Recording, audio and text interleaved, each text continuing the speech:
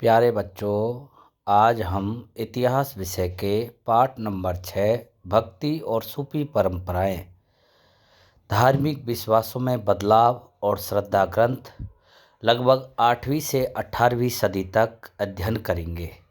पाठ का नाम क्या है? भक्ति और सूफी परंपराएं। साहित्य और मूर्ति कला में देवी देवताओं का दृष्टिगत होना लगभग 8वीं से 18वीं सदी तक के काल की सबसे प्रभावी विशेषता यह है कि साहित्य और मूर्ति कला दोनों में ही अनेक प्रकार के देवी देवता अधिकाधिक दृष्टिगत होते हैं। साहित्य और मूर्ति कला में क्या दिखाई देते हैं? देवी देवताओं की अधिकता। इससे पता चलता है कि विष्णु, शिव और देवी की आराधना की परिपाटी न केवल चलती रही बल्कि और अधिक विस्तृत हुई। पूजा प्रणालियों का समन्वय। इतिहासकारों के अनुसार यहाँ कम से कम दो प्रक्रियाएं कार्यरत थी। एक प्रक्रिया ब्राह्मणीय विचारधारा के प्रचार की थी। इस काल की एक अन्य प्रक्रिया थी जिसमें स्त्रियों, शूद्रों तथा अन्य सामाजिक वर्गों की आस्थाओं और आचरणों को ब्राह्मणों ने स्वीकृति प्रदान की और उसे एक नवीन रूप प्रदान किया था। एक तो ब्राह्मणी विचारधारा और एक थी स्त्री, शूद्रों, अन्य सामाजिक वर्गों की आस्था और आचरणों को ब्राह्मणों ने स्वीकृति प्रदान की, जो एक नवीन रूप प्रदान किया गया था। तांत्रिक पूजा पद्धति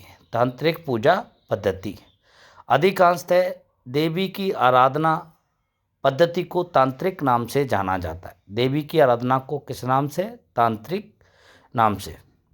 तांत्रिक पूजा पद्धति उपमहाद्वीप के कई भागों में प्रचलित थी। इसके अंतर्गत स्त्री और पुरुष दोनों ही शामिल हो सकते थे। इस पद्धति के विचारों ने शैव और बौद्ध धर्म को भी प्रभावित किया। विशेष रूप से उपमहाद्वीप के पूर्वी, उत्तरी, दक्षिणी भागों में कभी कभी पूजा परंपराओं में संघर्ष की स्थिति भी उत्पन्न हो जाती थी। वैदिक परिपाटी के अनुयायी उन सभी आचारों की निंदा करते जो ईश्वर की उपासना के लिए मंत्रों के उच्चारणों के साथ यज्ञों के संपादन से अलग थे। इसके विपरीत वे लोग थे जो तांत्रिक आराधना के उपासक थे और वैदिक सत्ता को स्वीकार नहीं करते। ये क्या पढ़ा था अपन ने बेटा? तांत्रिक पूजा पद्धति, जो देवी की आराधना पद्धति को ही तांत्रिक पद्धति के नाम से जाना जा सकता है। इसमें स्त्री और पुरुष दोनों भाग ले सकते हैं। ये वैदिक सत्ता को स्वीकार नहीं करते। नेक्स्ट टॉपिक है बेटा भक्ति परंपरा। 8वीं से 18वीं सदी के काल से पूर्व लगभग 1000 वर्ष प्राचीन भक्तिपूर्ण उपासना की परंपरा रही है। इस समय भक्ति प्रदर्शन में मंदिरों में इष्ट देव की आराधना से लेकर उपासकों के प्रेम भाव में तल्लीन हो जाना दिखाई पड़ता है। मंदिरों में इष्ट देव की आराधना से लेकर उपासकों के प्रेम भाव में तल्लीन हो जाना दिखाई पड़ता है। भक्ति रचनाओं का उच्चारण अथवा गाया जाना इस उपासना पद्धति के अंश थे।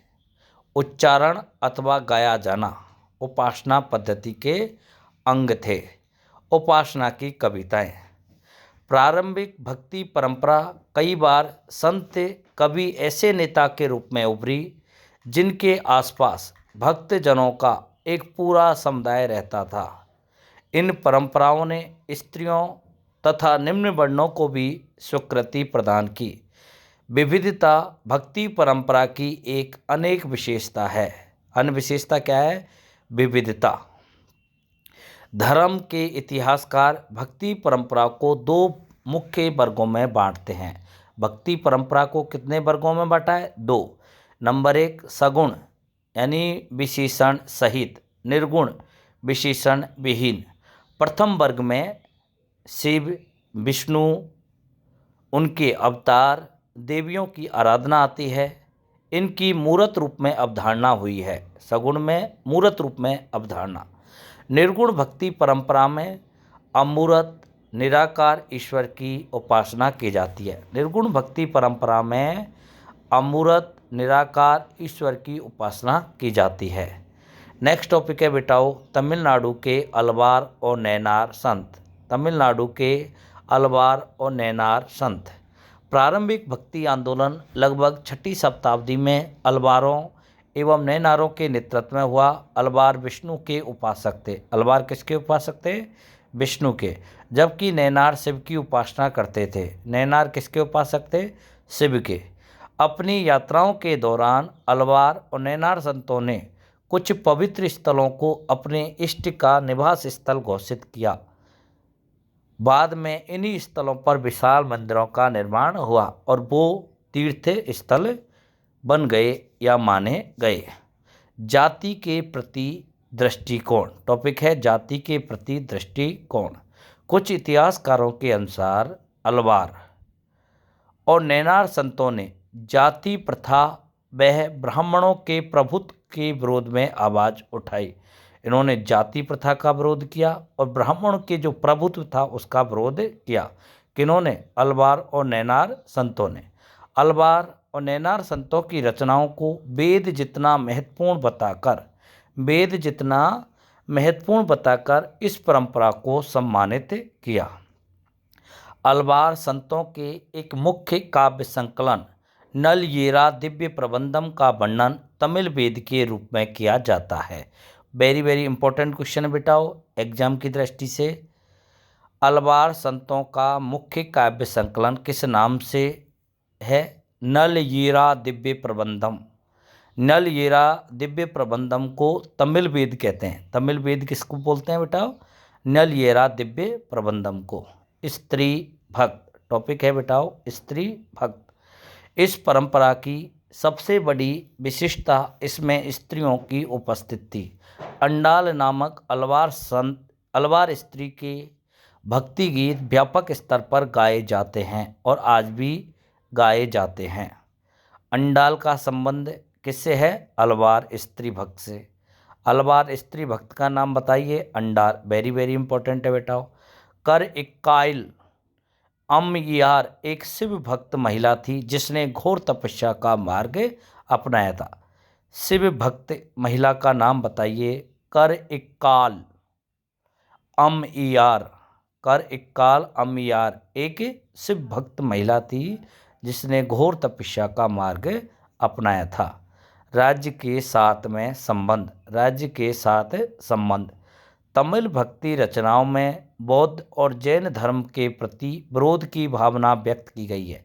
यानी जैन धर्म और बौद्ध धर्म के प्रति विरोध की भावना व्यक्त की गई है। नैनार संतों की रचनाओं में यह विरोध विशेष रूप से दिखाई देता है। इसका कारण था परस्पर विरोधी धार्मिक समुदायों में राजकीय अनुदान को लेकर प्रतिस्पर्धा थी। परस्पर विरोधी धार्मिक समुदायों में राजकीय अनुदान को लेकर प्रतिस्पर्धा थी। शक्तिशाली चोल शासकों ने ब्राह्मणीय तथा भक्ति परंपरा को समर्थन दिया। विष्णु और शिव के मंदिरों के निर्माण के लिए भूमि अनुदान दिया। किसका? भूमि अनुदान। चिदम्बरम, तंजावुर, गंगेकोंड चोलपुरम के विशाल शिव मंदिर चोल सम्राटों की सहायता से ही बनाए गए थे। तो बेटा क्वेश्चन पूछ सकते हैं कि चोल सम्राटों द्वारा बनाए गए कोई 3 शिव मंदिरों के नाम बताइए। एक तो चिदम्बरम का मंदिर, दूसरा है तंजावुर का मंदिर, तीसरा है गंगेकोंड चोलपुरम का मंदिर। चोल सम्राटों ने अपनी सत्ता के प्रदर्शन के लिए सुंदर मंदिर बनवाए जिसमें पत्थर और धातु से बनी मूर्तियां सुसज्जित थी। नेक्स्ट टॉपिक है बेटा कर्नाटक की वीर शैव परंपरा। वेरी वेरी इंपॉर्टेंट क्वेश्चन है। कर्नाटक की वीर शैव परंपरा। 12वीं शताब्दी में कर्नाटक में एक नवीन आंदोलन का सूत्रपात हुआ था। 12वीं शताब्दी में कर्नाटक में एक नवीन आंदोलन का सूत्रपात हुआ था जिसका नेतृत्व बासवन्ना नामक एक ब्राह्मण ने किया था। किसने किया था? बासवन्ना, जो एक ब्राह्मण था। इसका समय है 1106 से लेकर 1168। बासवन्ना के अनुयायी वीर शैव का अर्थ है शिव के वीर। व लिंगायत, लिंगायत का अर्थ है लिंग धारण करने वाले। बांसबन्ना के अनुयायी वीर शैव और लिंगायत कहलाए। लिंगायत शिव की आराधना लिंग के रूप में करते हैं। शिव की आराधना लिंग के रूप में करते हैं। इनका विश्वास है कि मृत्यु उपरांत भक्त शिव में लीन हो जाएंगे तथा इस संसार में पुनः नहीं लौटेंगे। ये लोग श्रद्धा संस्कार का पालन नहीं करते तथा अपने मृतकों को विधि पूर्वक दफनाते हैं। एक तो श्रद्धा संस्कार का पालन नहीं करते और दूसरा मृतकों को विधि पूर्वक दफनाते हैं।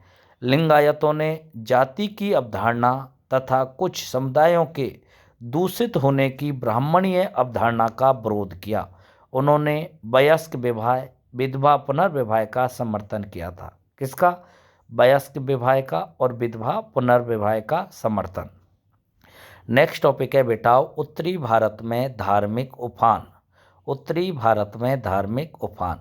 उत्तरी भारत में अनेक राजपूत राजाओं का उद्भव हुआ। इन सभी राज्यों में ब्राह्मणों का महत्वपूर्ण स्थान था। किसका स्थान था? ब्राह्मणों का। और वे एक ऐहिक और अनुष्ठानिक दोनों ही कार्य करते थे। ब्राह्मण क्या कार्य करते थे? एक और अनुष्ठानिक कार्य।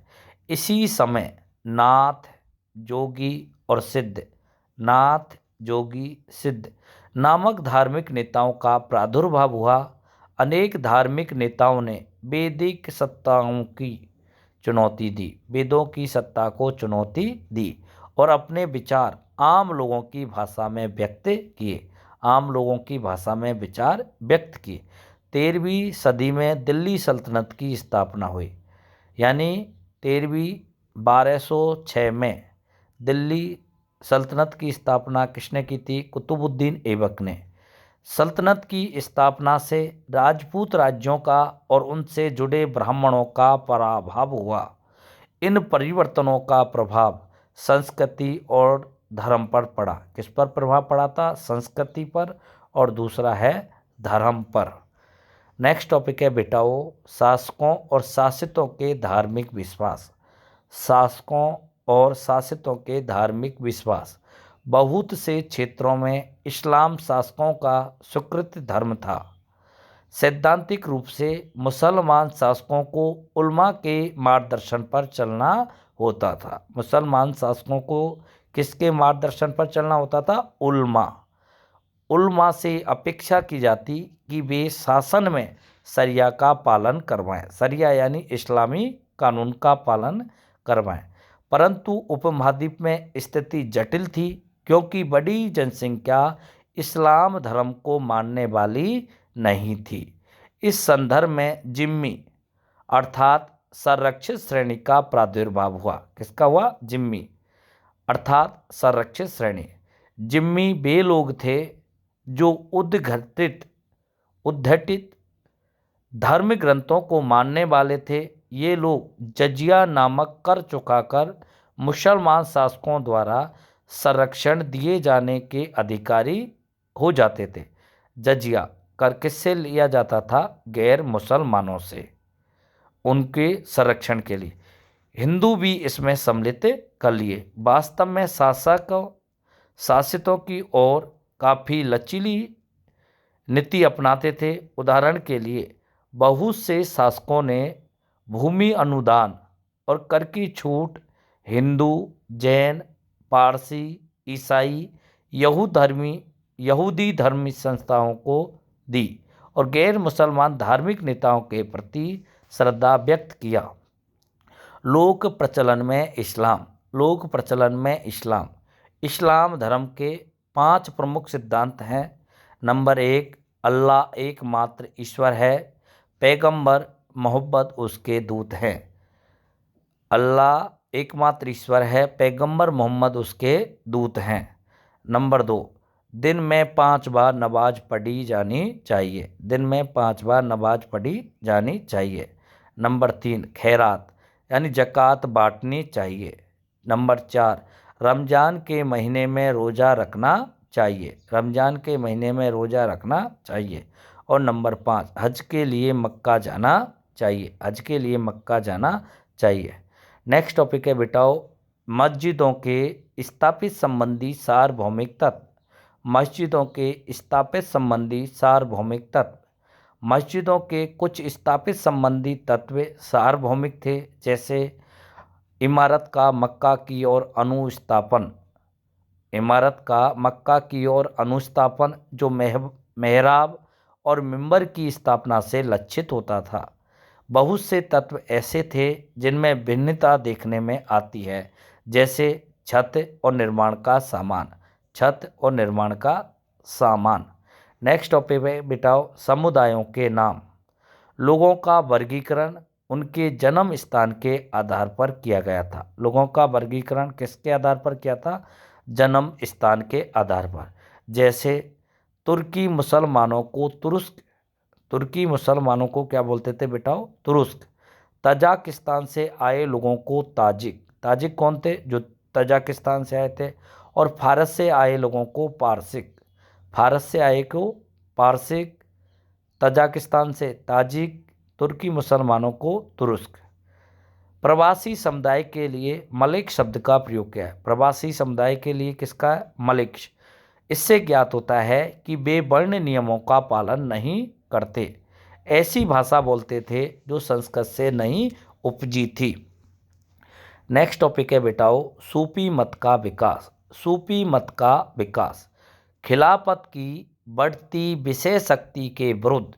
खिलाफत की बढ़ती विषय शक्ति के विरुद्ध कुछ आध्यात्मिक लोगों का रहस्यवाद और वैराग्य की ओर झुकाव बढ़ा। रहस्यवाद और वैराग्य की ओर झुकाव बढ़ा, जिन्हें सूफी कहा जाता था। इन लोगों ने रूढ़िवादी परिभाषाओं, धर्माचार्यों द्वारा की गई कुरान और सुन्ना यानी पैगंबर के व्यवहार की बौद्धिक व्याख्या की आलोचना की, और उन्होंने मुक्ति प्राप्ति के लिए ईश्वर की भक्ति और उनके आदेशों के पालन पर बल दिया। उन्होंने पैगंबर मोहम्मद साहब को इंसान एवं कामिल बताते हुए उनका अनुसरण करने का उपदेश दिया है। इंसान एक कामिल किसे बताया गया है? पैगंबर मोहम्मद साहब को। नेक्स्ट टॉपिक है बेटाओ खानकाह और सिलसिला। खानकाह और सिलसिला संस्थागत दृष्टि से सूफी अपने को एक संगठित समुदाय खानकाह के इर्द गिर्द स्थापित करते थे। खानकाह का नियंत्रण शेख, पीर अथवा मुर्शिद के हाथ में थे। गुरु को क्या बोलते थे? शेख, पीर अथवा मुर्शिद। 12वीं शताब्दी के आसपास इस्लामी जगत में सूफी सिलसिलाओं का गठन होने लगा। सिलसिला का शाब्दिक अर्थ है जंजीर, जो शेख और मुरीद के बीच एक निरंतर रिश्ते का प्रतीक है। सिलसिला का शाब्दिक अर्थ है जंजीर, जो शेख और मुरीद के बीच, मुरीद यानी शिष्य के बीच एक निरंतर रिश्ते का प्रतीक है, जिसकी पहली अटूट कड़ी है पैगंबर मोहम्मद से जुड़ी है। पीर की मृत्यु के बाद यानी गुरु की मृत्यु के बाद उसकी दरगाह उसके मुरीद यानी शिष्यों के लिए भक्ति का स्थल बन जाती थी। इस प्रकार पीर की दरगाह पर जियारत यानी यात्रा के लिए जाने की विशेषकर उनकी बरसी के अवसर पर पार्टी निकली। इस पर पार्टी को उर्स कहते हैं। उर्स यानी मेला। नेक्स्ट टॉपिक है बेटाओ खानकाह के बाहर। कुछ रहस्यवादी खानकाह का तिरस्कार करके फकीर का जीवन बिताते। कैसा? फकीर का। ये गरीबी में रहते, ब्रह्मचर्य का पालन करते। इनमें कौन थे? ये कलंदर, मदारी, मलंग, हैदरी आदि नामों से जाने जाते थे। नेक्स्ट टॉपिक है बेटाओ उपमहाद्वीप में चिश्ती सिलसिला। उपमहाद्वीप में चिश्ती सिलसिला 12वीं सदी के अंत में भारत आने वाले सूफी समुदायों में चिश्ती सबसे अधिक प्रभावशाली थे। सबसे अधिक प्रभावशाली थे चिश्ती। खानकाह सामाजिक जीवन का केंद्र बिंदु था। शेख निजामुद्दीन औलिया का खानकाह दिल्ली शहर की बाहरी सीमा पर यमुना नदी के किनारे गियासपुर में था। शेख निजामुद्दीन औलिया का खानकाह कहाँ था? गियासपुर, जो दिल्ली शहर की भारी सीमा पर था। किस नदी के किनारे था? यमुना नदी के किनारे, जहाँ सहवासी और अतिथि रहते थे, उपासना करते थे। यहाँ एक सामुदायिक रसोई थी जिसे लंगर कहते थे। लंगर फुतू फुतू यानी बिना मांगी खैर पर चलती थी। यहाँ विभिन्न वर्गों के लोग आते थे और कुछ अन्य मिलने वालों में अमीर हसन सिज्जी और अमीर खुसरो जैसे कवि तथा दरबारी इतिहासकार जियाउद्दीन बन्नी जैसे लोग शामिल थे।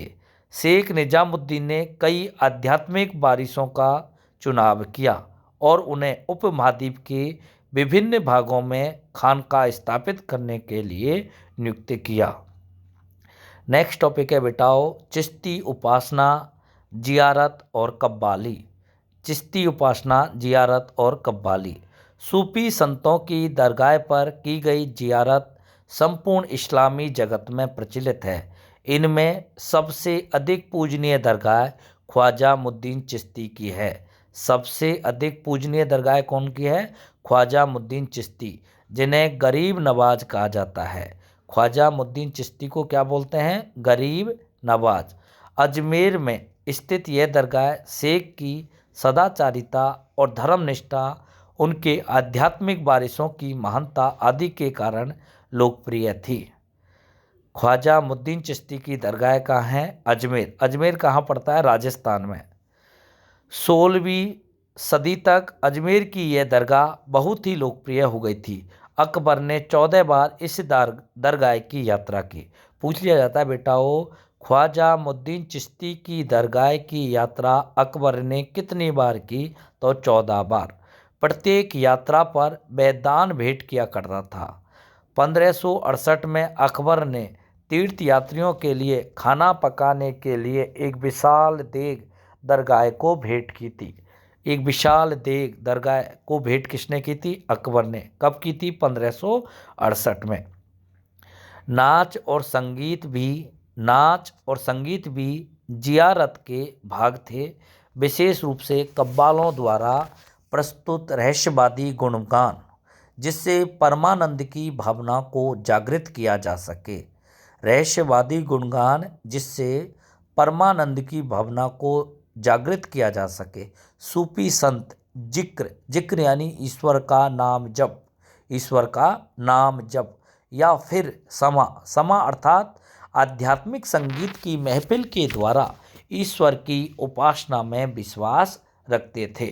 भाषा और संपर्क। चिश्तियों ने स्थानीय भाषा को अपनाया। कौन सी भाषा को? स्थानीय। दिल्ली में चिश्ती सिलसिले के लोग हिंदवी भाषा में बातचीत करते थे। दिल्ली में चिश्ती सिलसिले किस भाषा में? हिंदवी भाषा में। बाबा फरीद ने क्षेत्रीय भाषा में काव्य की रचना की। बीजापुर कहाँ पड़ता है? कर्नाटक। बीजापुर कर्नाटक में दक्खनी किसका रूप है? उर्दू का रूप में चिश्ती संतों ने छोटी कविताएं लिखी। नेक्स्ट टॉपिक है बेटाओ सूफी और राज्य। सुल्तानों ने खानकाहों को कर मुक्त यानी इनाम, बिना टैक्स, फ्री टैक्स भूमि अनुदान में दी और दान संबंधी न्यास स्थापित किए। चिश्ती धन और सामान के रूप में दान स्वीकार करते थे। धन के रूप में और सामान के रूप में, किंतु इनको सजोने के बजाय भोजन, कपड़े, रहने की व्यवस्था, अनुष्ठानों आदि पर पूरी तरह खर्च कर देते थे। शासक न केवल सूफी संतों से संपर्क रखना चाहते अपितु उनका समर्थन पाने के भी इच्छुक थे। जब तुर्कों ने दिल्ली सल्तनत की स्थापना की तो उलमा द्वारा शरिया लागू किए जाने की मांग की गई, जिससे सुल्तानों ने ठुकरा दिया। ऐसे समय सुल्तानों ने सूफी संतों का सहारा लिया। सुल्तानों और सूफियों के बीच तनाव के उदाहरण भी मिलते हैं। नेक्स्ट टॉपिक है बेटाओ नवीन भक्ति पंथ। कबीर की वाणी 3 विशिष्ट परिपाटियों में संकलित है। कबीर बीजक, कबीर ग्रंथावली, आदि ग्रंथ साहिब। कबीर की वाणी 3 विशिष्ट परिपाटियों में संकलित है। पहली कबीर बीजक, जो कबीर पंथियों द्वारा वाराणसी उत्तर प्रदेश के अन्य स्थानों पर संरक्षित है। कबीर बीजक कबीर पंथियों द्वारा वाराणसी और उत्तर प्रदेश में। कबीर ग्रंथावली का संबंध राजस्थान के दादू पंथियों से है। राजस्थान के दादू पंथियों से किसका संबंधित है? कबीर ग्रंथावली का। कबीर के कई पद आदि ग्रंथ साहिब में भी संकलित हैं। किसमें? आदि ग्रंथ साहिब में। कबीर की रचनाएं अनेक भाषाओं और बोलियों में मिलती हैं। उनकी कुछ रचनाएं उलटवासी कहलाती हैं। उलटवासी कहलाती हैं, जो इस प्रकार लिखी गई हैं कि उनके दैनिक अर्थ को उलट दिया गया है। उलटवासी में उनके दैनिक अर्थ को उलट दिया गया है। इन उलटवासी रचनाओं का तात्पर्य परम सत्य के स्वरूप को समझने की कठिनाई दर्शाता है। परम सत्य के स्वरूप को समझने की कठिनाई दर्शाता है। कबीर की वाणी एक प्रमुख विशेषता यह भी है कि उन्होंने परम सत्य का वर्णन करने के लिए अनेक परिपाटियों का सहारा लिया। वैष्णव परंपरा की जीवनियों में कबीर को जन्म से हिंदू कबीरदास बताया गया है। जो वैष्णव परंपरा है उनकी जीवनियों में कबीर को जन्म से हिंदू कबीरदास और किंतु उनका पालन पोषण गरीब मुसलमान परिवार में हुआ था, जो जुलाए थे और कुछ समय पहले ही इस्लाम धर्म के अनुयायी बन गए थे। पालन पोषण किस में हुआ था? मुसलमान परिवार में। किसका? कबीर का। इनकी जीवनियों में रामानंद को कबीर का गुरु बताया गया है। कबीर का गुरु किसको बताया गया है? रामानंद को। परंतु इतिहासकारों का यह मानना है कि कबीर और रामानंद का समकालीन होना कठिन प्रतीत होता है। अब पढ़ेंगे बेटा वापा बाबा गुरु नानक। बाबा गुरु नानक। बाबा गुरु नानक का जन्म 1469 ईस्वी में एक हिंदू व्यापारी परिवार में हुआ था। कब हुआ था? 1469। उनका जन्म स्थान पंजाब का ननकाना गांव था। कौन सा था? ननकाना गांव, जो पंजाब है, जो रावी नदी के पास स्थित है। ननकाना किस नदी के तट पर है? रावी नदी के तट पर। उनका विवाह छोटी आयु में हो गया था, परंतु वह अपना अधिक समय सूफी और भक्ति संतों के बीच व्यतीत करता था। सूफी और भक्त संतों के बीच व्यतीत करता। उन्होंने निर्गुण भक्ति का प्रचार किया था। किस भक्ति का? निर्गुण। उन्होंने यज्ञ, अनुष्ठानिक स्नान, मूर्ति पूजा, कठोर तप, बाहरी आडंबर का विरोध किया था। किस किस का विरोध किया था? यज्ञों का, अनुष्ठानिक स्नान का, मूर्ति पूजा का, कठोर तप का और बाहरी जो आडंबर है उनका विरोध किया। उन्होंने हिंदू और मुसलमानों के धर्म ग्रंथों को भी नकार दिया। उन्होंने रब यानी ईश्वर की उपासना के लिए एक सरल उपाय बताया, और वह था कि ईश्वर का निरंतर स्मरण और नाम का जाप। ईश्वर के निरंतर स्मरण व उसके नाम का जाप। उन्होंने अपने विचार पंजाबी भाषा में, किस भाषा में? पंजाबी भाषा में शब्द के माध्यम से सामने रखे। किसके नाम से? शब्द। उन्होंने अपने अनुयायियों को एक समुदाय में संगठित किया। उन्होंने अपने अनुयायी, जिसका नाम था अंगद, को अपने बाद गुरु पद पर आसीन किया। इस पर पार्टी का पालन 200 वर्षों तक होता रहा। गुरुवाणी। गुरुवाणी किससे कहा गया? आदि ग्रंथ साहिब को गुरुवाणी कहते हैं। पांचवें गुरु अर्जुन देव जी ने गुरुवाणी की रचना किसने की थी? अर्जुन देव जी ने। पांचवें गुरु थे अर्जुन देव जी ने बाबा गुरु नानक और उनके 4 उत्तराधिकारियों बाबा फरीद, रविदास और कबीर की वाणी को आदि ग्रंथ साहिब में संकलित किया। किसमें? आदि ग्रंथ साहिब में। इनको गुरबानी कहा जाता है। 17वीं सदी के उत्तरार्ध में 10वें गुरु गोविंद सिंह ने 9वें गुरु तेग बहादुर की रचनाओं को भी इसमें शामिल किया, और इस ग्रंथ को गुरु ग्रंथ साहिब कहा जाता है। गुरु ग्रंथ साहिब कहा जाता है। नेक्स्ट टॉपिक है बेटाओ खालसा पंथ।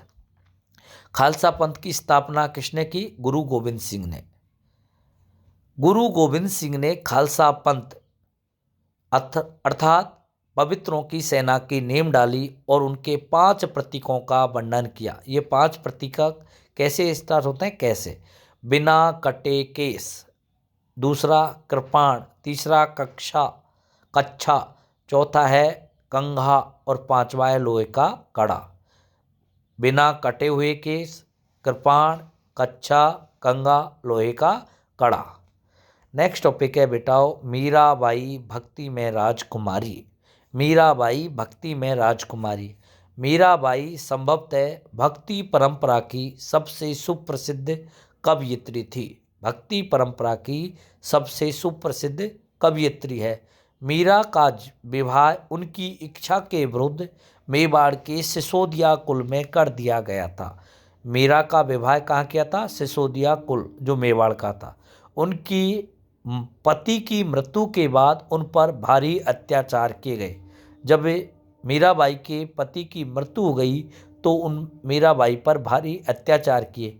उनके ससुराल वालों ने उन्हें विष यानी जहर देने का प्रयत्न किया, किंतु वह राजभवन से निकलकर एक घुमक्कड़ गायिका बन गई। वह भगवान कृष्ण की अनन्य उपासिका थी। मीराबाई भगवान कृष्ण की अनन्य उपासिका थी। कुछ परंपराओं के अनुसार मीरा के गुरु रैदास थे। मीरा के गुरु कौन थे? रैदास। अच्छा क्वेश्चन है। इससे ज्ञात होता है कि मीरा ने जातिवादी व्यवस्था की या जातिवादी समाज की रूढ़ियों का उल्लंघन किया। ऐसा माना जाता है कि अपनी पति के राजमहल के ईश्वर को त्याग कर उन्होंने विधवा के सफ़ेद वस्त्र अथवा सन्यासिनी के जोगिया वस्त्र धारण किए। नेक्स्ट टॉपिक है बेटो शंकर देव। 15वीं शताब्दी के उत्तरार्ध में असम के शंकर देव वैष्णव धर्म के मुख्य प्रचारक के रूप में उभरे। असम के थे कौन? शंकर देव, और वैष्णव धर्म के मुख्य प्रचारक थे। उनके उपदेशों को भगवती धर्म कहकर संबोधित किया है। उपदेशों को क्या कहा है शंकर देव के? भगवती धर्म, क्योंकि वे भगवत गीता और भगवत पुराण पर आधारित थे। किस पर आधारित थे? भगवत गीता और भागवत पुराण पर। शंकर देव ने भक्ति के लिए नाम कीर्तन, श्रद्धावान भक्तों के सत्संग में ईश्वर के नाम के उच्चारण पर बल दिया था।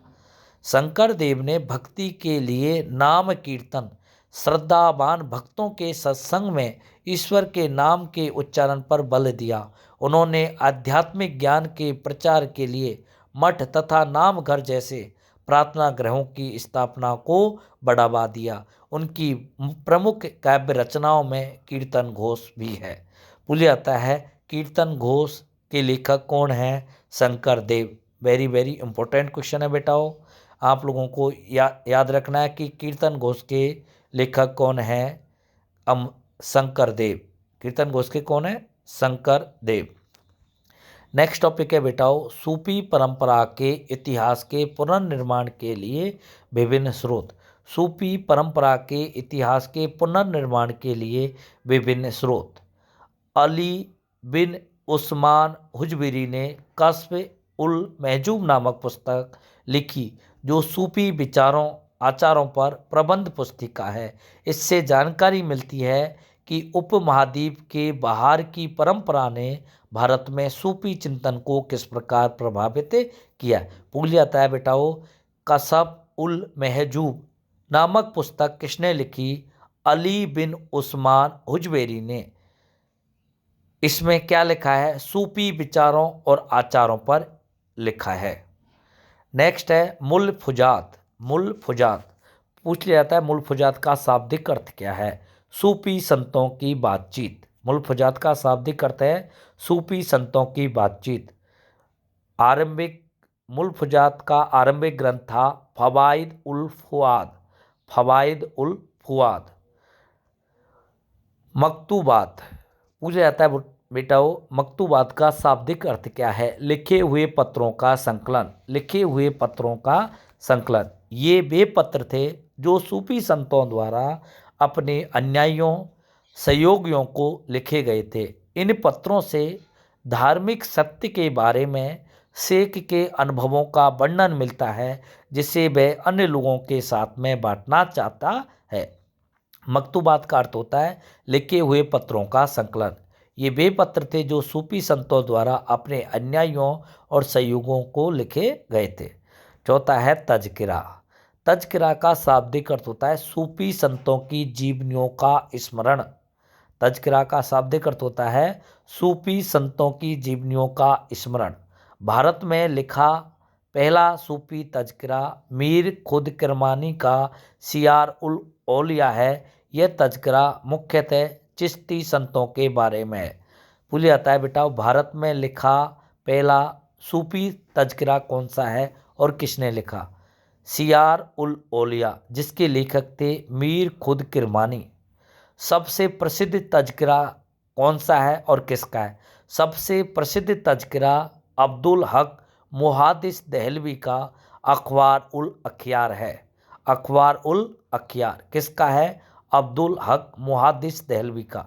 तज़किरा के लेखकों का मुख्य उद्देश्य अपने सिलसिले की प्रधानता स्थापित करना और साथ ही अपनी आध्यात्मिक वंशावली की महिमा का वर्णन करना था।